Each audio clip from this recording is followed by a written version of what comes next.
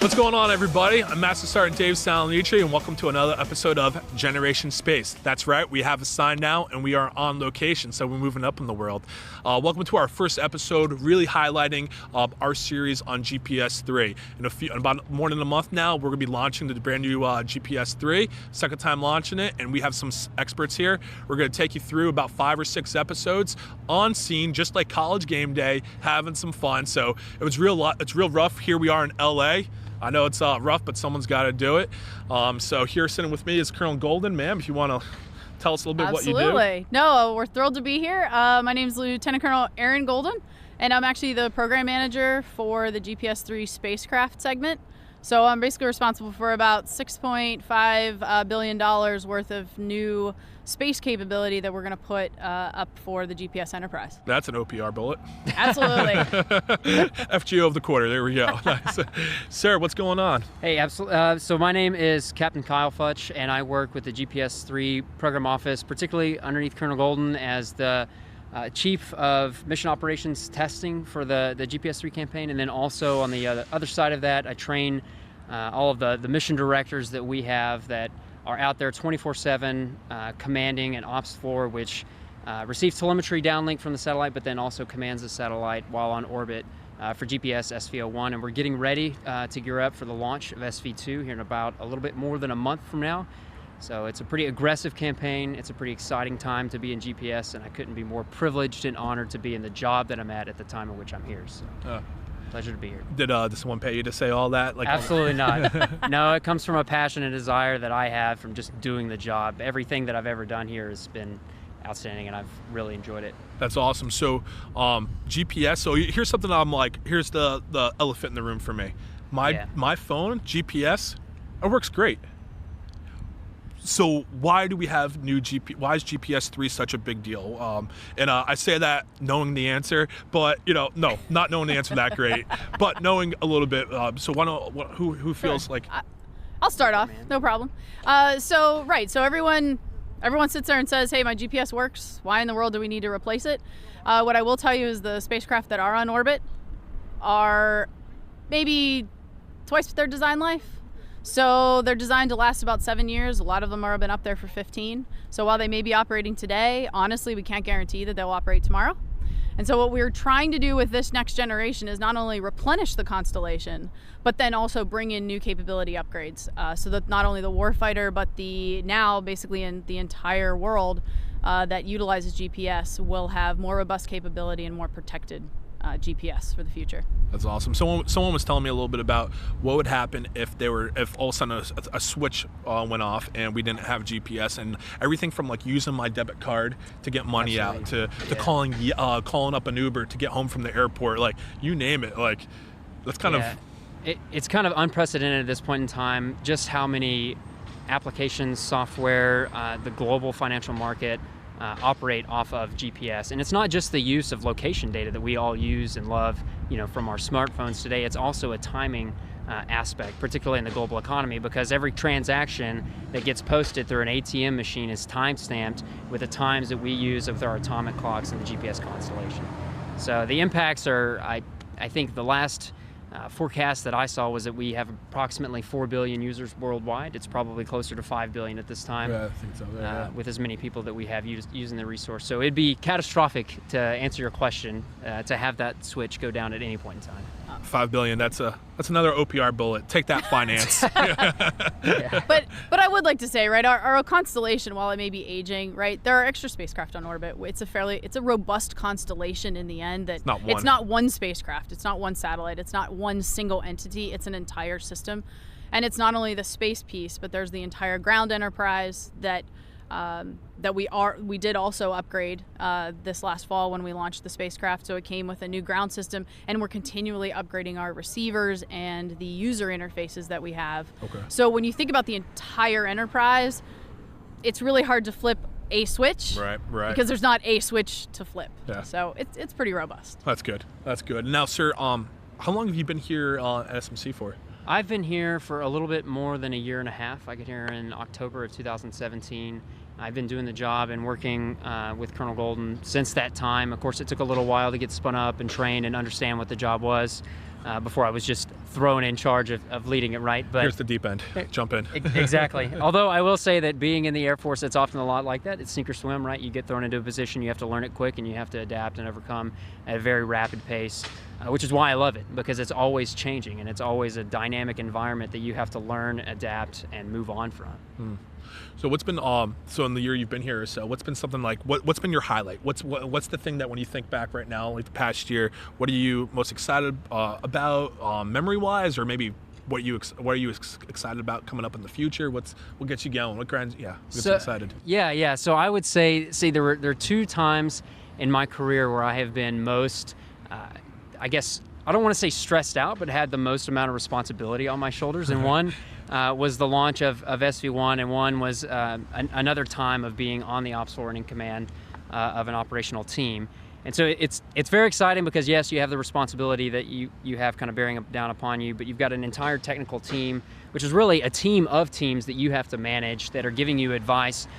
Most of the time that advice is consistent across the board. Sometimes it's not. And so you're put in a position where you have to make a decision in a very rapid timeline, which may not be in favor to some of the advice you're receiving, but you know it's the right thing to do given all other things laid out before you. So.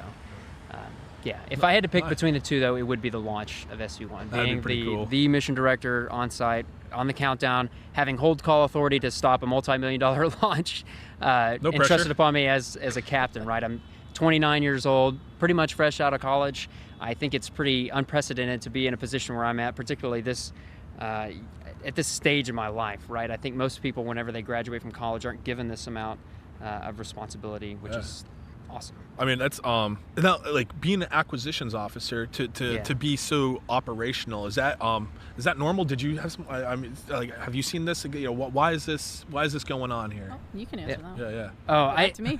No, right? You're smiling. All right, you got something to. Let him go. I think it's a great way for us to move forward in the Air Force, right? Because we're constantly trying to move faster. I mean, albeit accept risks, right? A tolerable risk and something that we can move forward from and not be completely reckless with our programs, but at the same time delegate the amount of decisions that we have to make to the appropriate level, particularly those which are in the company grade officer level here at SMC, to make those decisions and move forward. And you'll have to forgive me. I'll want to go back and circle to your question. What was your being just being an acquisition officer, working on the floor, operational.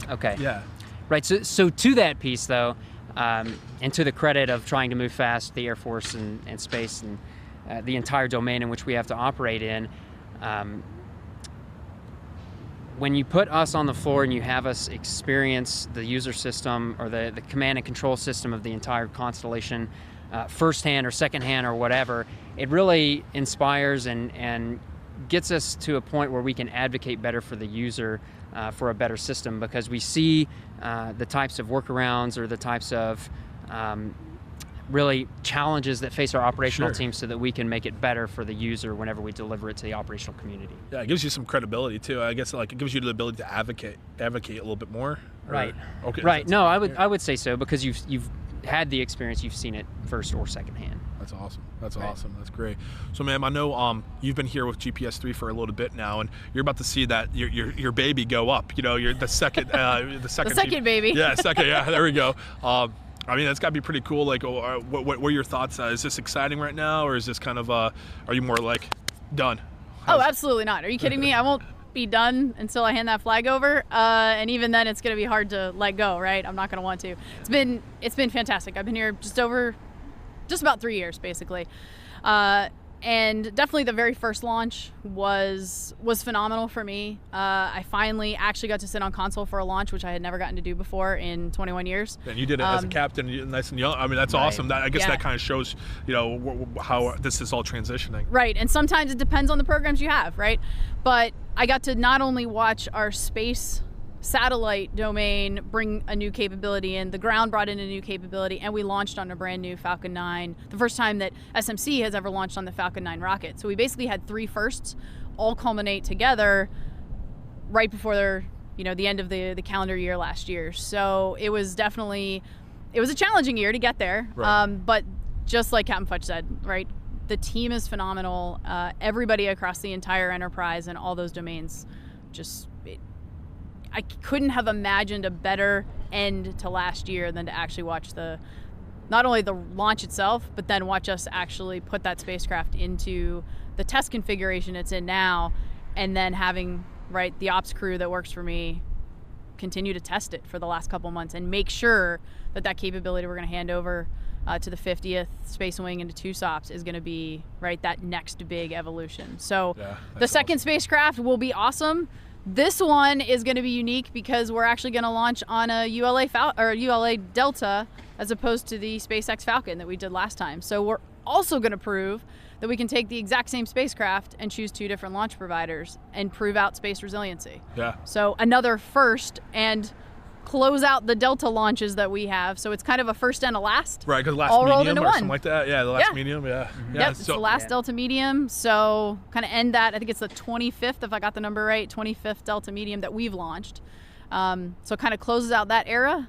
And at the same time, it's, again, another first for the center and the Enterprise to do 2 simultaneous launches within 6 months of each other on 2 different launch vehicles. I feel like, so I've been part of a little bit of the space family as a PA for the last about 3 years or so, and I just feel like in that small amount of time, like just the amount of change I've seen in the space DoD space, and at least in the Air Force, has been it's been pretty cool. I think something that even illustrates that is, and I'm gonna bring up the one thing you told me not to bring up, ma'am. So, and that's Thank you for that. You're welcome. All right. So here's the thing about the Velcro rank. You can just take it off. And you got some tech sergeant stripes back there. Anybody? No, it's okay. The staff sergeant. I guess we'll do it now. All right. Is that so? When you got your master's, it was in. Tell me a little bit about that. You said that it wasn't even online. It was like. Right. So I was dating myself, right? Putting my age in the mix, which is why I didn't want you to bring it up, but that's okay. Oops. So I got my first master's degree actually I graduated in 2000. So I had started at probably the end of 1998. Were you driving? You weren't driving yet. I was driving. You were. Maybe driving. But it was actually from the University of North Dakota, and it was in space systems. And it was as much about the laws and policies of space, as well as how we did international relations in space. But that was, again, like 19 years ago. I joke because, yes, I had VHS tapes that were mailed to me with lectures that I had to watch. I had dial-up AOL internet that nobody nowadays even knows what that sound is. I mean, sometimes I feel like when I use Nipper, I feel like it's dial-up. So I feel like even millennials still get a little bit why is this page taking 2 minutes to load? That's pretty fair. But it was really the first time that, because it was a little bit of an international program, that we actually had international folks in from the European Space Agency and stuff in the courses with us. So we'd be in these chat rooms or in discussions about how space was affecting, I'd say, ESA, the European enterprise. And then we're sitting here in the United States talking about space, but that was almost 2 decades ago. So I have loved to watch in my career how space has changed in 2 decades. 20 years ago, I was probably an oddball saying, hey, I want to go do space. I want to do satellites. Let me take my EE degree and use it in space. And everyone's like, why? Why don't you just go do airplanes? Yeah, right. I was like, airplanes are cool, but what about this new thing? Right. So now I think it's fantastic that we've got the opportunity for, I'll say, the next, generation of space to come forward and see what. Now I'm curious what 20 years from now what Captain Futch is going to be able to do. Yeah. Well, and where he goes. Oh, I think that's kind of exciting. You always talk about the next generation. You always want you want them to be better. You want them to be better. That's my number one job is to grow the next generation of leaders, and they should be better than I was. If I did my job right, they'll be better than me. Yeah. What gets you going when you think about this and just the possibilities, and you think about the changes that Colonel Gulden has seen in her couple of years in the Air Force, and you think about the changes that you might see when you're a lieutenant colonel. Yeah. No, I think it's going to be great. I think the time in space really with not just SMC but in the Air Force and just where the United States is heading with our space capability is not necessarily a linear function. It's almost exponential in a way that we have such a robust amount of people like Colonel Gulden that have come here and spent their entire careers, their hearts and their dedication to make a system much better than it was the day that they found it. And so because we have such a plethora of individuals that are so motivated in order to do that, we just see a compounding effect over time of just all of the amount of teamwork and the capabilities that we're able to provide in such a small amount of a time frame. So, Yeah, it's exciting. I love it. Nice. Yeah. That's awesome. That's awesome. Well, you know, it's like John Raymond talks about it. It's like we used to be like the last kid picked in dodgeball. Now we're the first kid. And Yeah. like space, like I don't have to explain space that much to my peers who are at ACC or AFSOC or whatever. They all know about it. And I feel like 3 years ago, even like going to things like Space Symposium, like it wasn't like it was big, but no one ever really covered it. Now we have everyone's there covering it. Now SecAF's there, CSAF's there, VPOTUS was there 2 years ago. I feel like it kind of just illustrates like the importance work that the operators are doing, but the important works that acquisition's doing to like think about the need 15, 20, 30 years from now and make sure that there isn't a switch that goes off.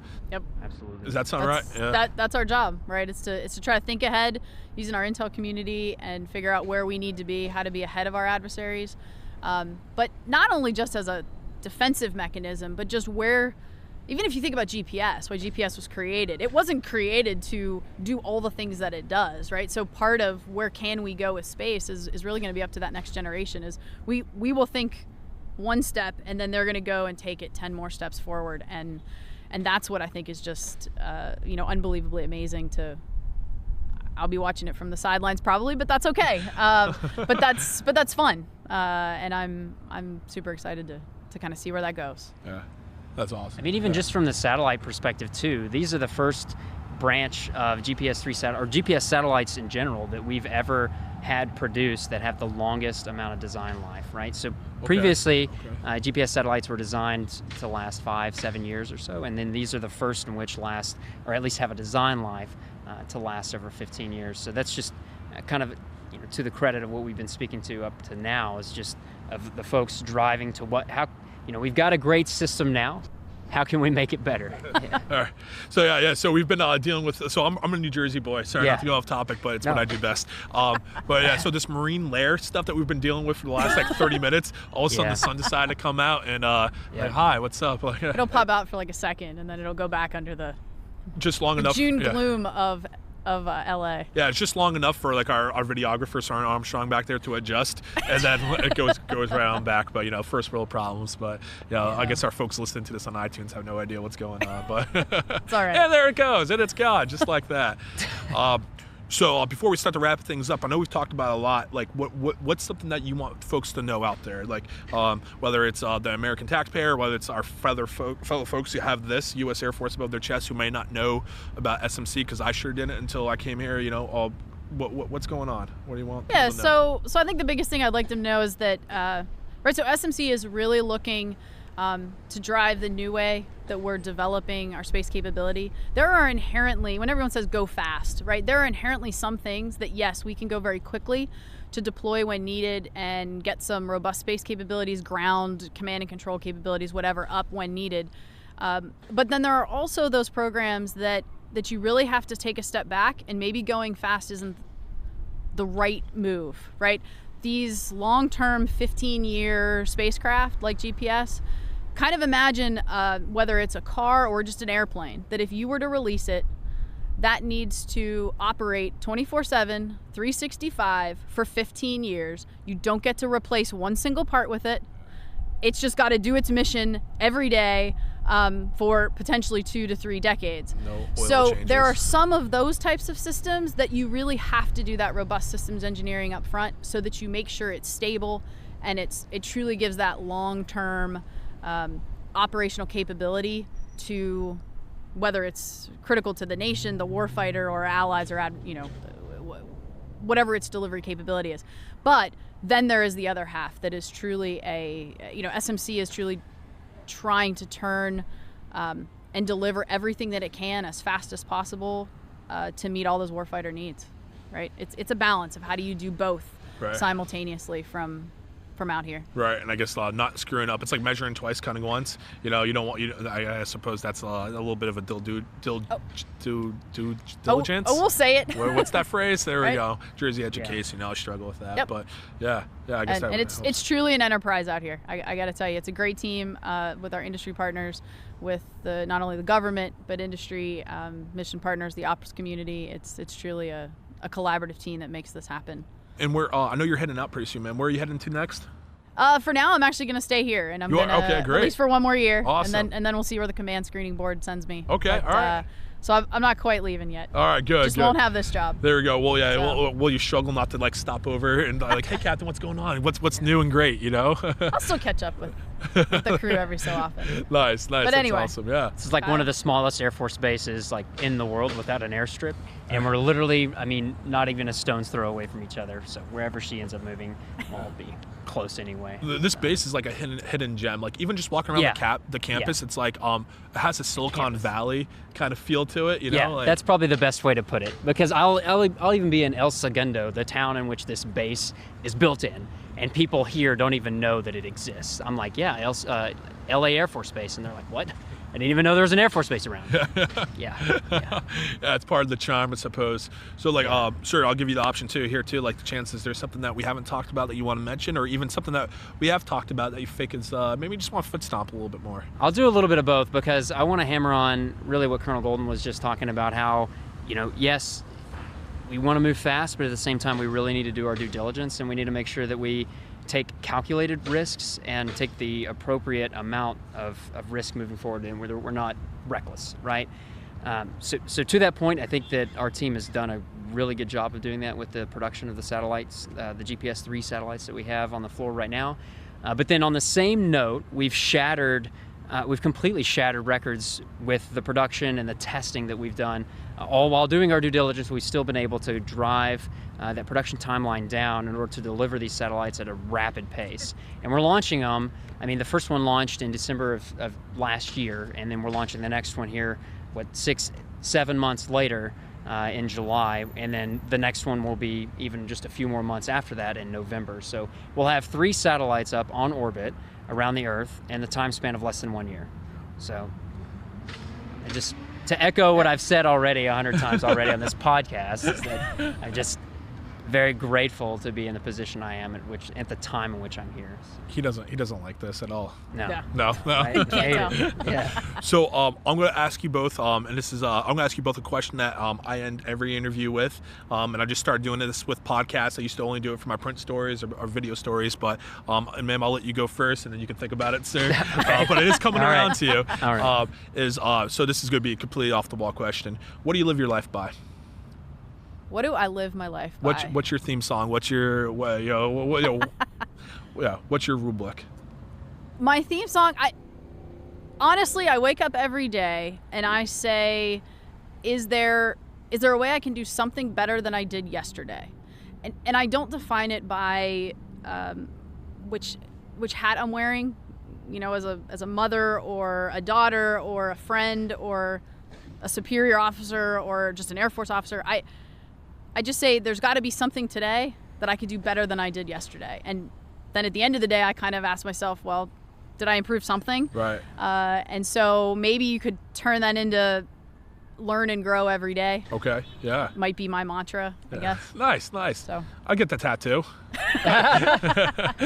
Well, and walking down Venice Beach yesterday, I saw a lot of, let me just say, for the first time, a lot of weird tattoos. That would be a good tattoo. Saw a lot of weird ones. I'll probably refrain from that. Yeah, but okay. Yeah. I'll just say our sound engineer Jacob, my favorite hipster. He felt right at home. No, he's shaking his head right now. But yeah, him in his skinny jeans, he felt good there. He knows how to change a tire though, so he's not a real hipster. He's a good one. He's shaking his head. All right, he might stab me later. So, sir, how about you? Same question.